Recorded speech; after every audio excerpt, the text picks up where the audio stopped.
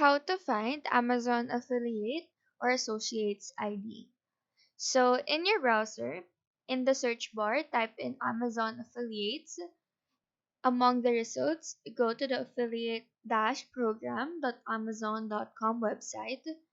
And here, just sign into your Amazon Associates account.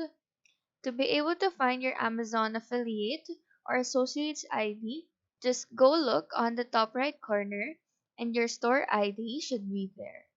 In order to verify this, head on to Amazon.com.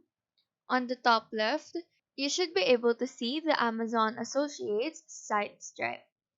Go to Get Link part, click the text option. A pop-up will appear and it should say your store ID, then the name of your store ID. So that is how to find Amazon affiliate or associates ID.